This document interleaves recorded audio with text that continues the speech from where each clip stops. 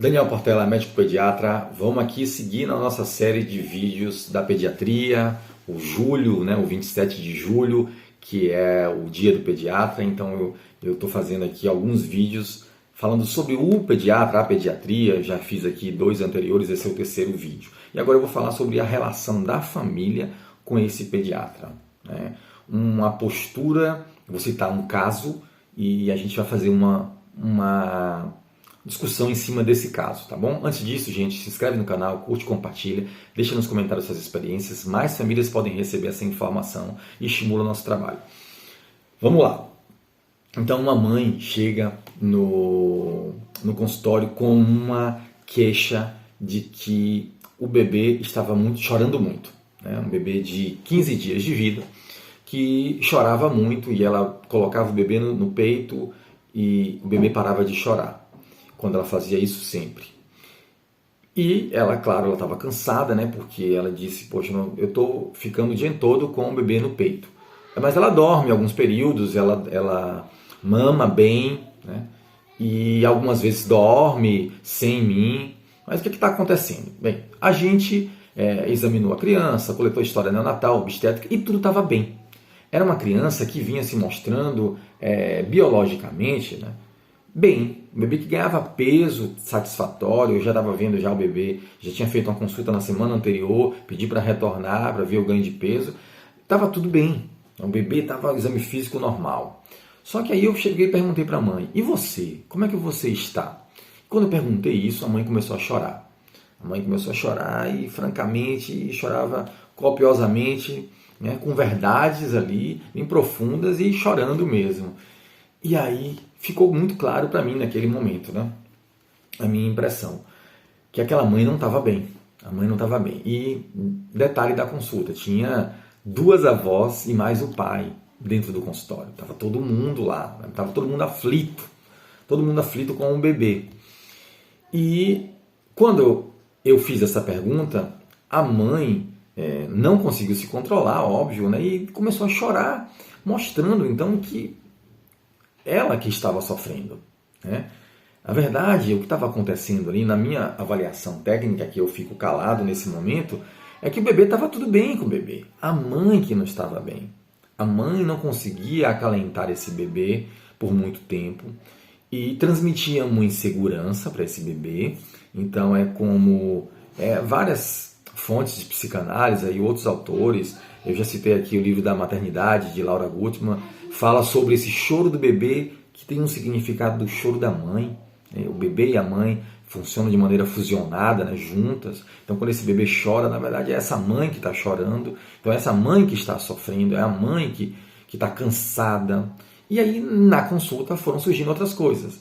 Uma mãe que não permitia ser cuidada. Não aceitava que as avós, o pai, pegasse a criança no colo, que ficasse com a criança em algum momento, que ela fosse dormir, ela fosse descansar, que ela saísse de casa algum período para distrair a cabeça, que ela se alimentasse. Uma mãe acreditando que era capaz de amamentar o bebê e ter que cuidar do bebê 24 horas por dia, essa é uma obrigação dela, que ela se cobrava dessa maneira.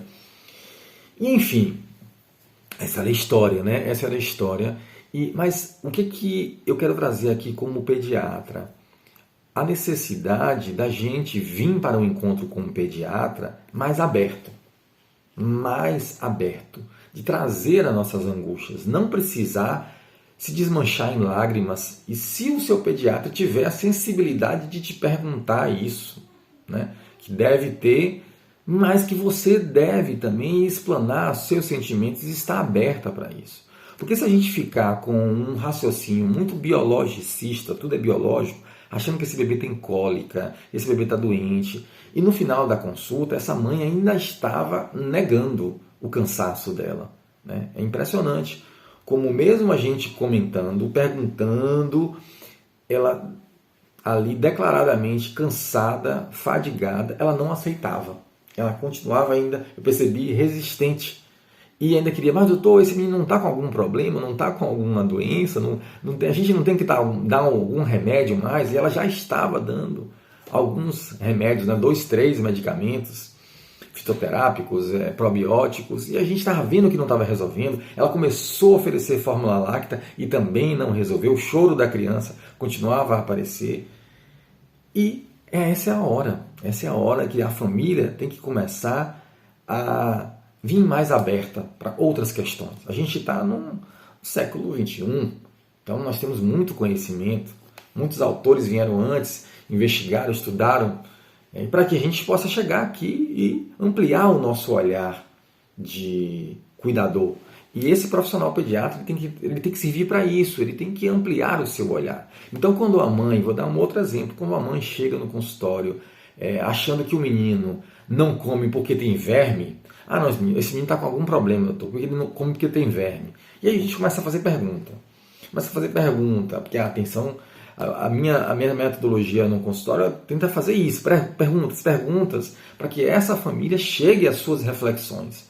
E aí a gente vai vendo que a criança não come porque depois vem um leite com engrossante, um leite com Nescau, que ela substitui as refeições principais por outras coisas. E não tem nada, esse menino não tem nada de verme, esse menino não tem... Ele tem apetite sim, só que ele está comendo errado. Só que essa conclusão, gente, tem que vir da família. Se o pediatra pega e fala para você, não, tá tudo errado, aí você se sente ofendida. Tem baixa probabilidade de você construir uma relação com esse pediatra e de você aceitar essa informação.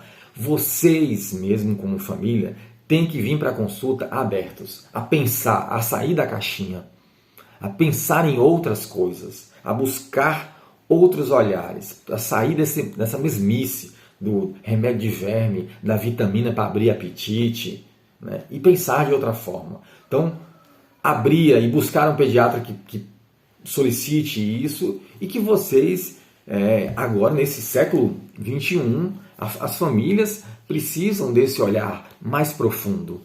Né? Então, quando uma criança está muito irritada, vou dar o último exemplo, uma criança que anda muito irritada, mais agitada, peraí, antes de sair falando de TH, vai para um neurologista medicar. Infelizmente, eu vejo psiquiatras já medicando criança de cara e diagnósticos excessivos de TDAH e até autismo, outras coisas mais. Aí essa criança agitada, em um comportamento, ninguém para pensar, mas peraí, o que está acontecendo dentro de casa? Como é que está essa família? Né? Como esses pais têm se relacionado com essa criança? Como é que é o dia dessa criança? Não, ela passa 4, 6 horas por dia na frente da televisão, do celular, e de vez em quando assim, brinca dentro da escola que é fechada, não tem contato nenhum com a natureza, não tem tido contato com outras crianças. A gente não brinca, os cuidadores, pai, mãe, não brincam com a criança, não tem um tempo de brincadeira exclusiva, não tem um tempo reservado na semana, que seja 2, 3 vezes na semana, mas não existe um tempo de qualidade, de brincar, de ouvir essa criança, ouvir com a brincadeira, que a criança fala com a brincadeira, né? De afeto, como é que essa criança está se sentindo, às vezes a chegada de um irmão mais jovem, um bebê que acaba de chegar em casa, como é que esse irmão mais velho se sente, e a gente não para pensar nada disso. A gente faz o quê? Não remédio, é TDAH. E o que está acontecendo, gente, tem que alertar vocês, é que o mundo está seguindo para esse caminho, viu?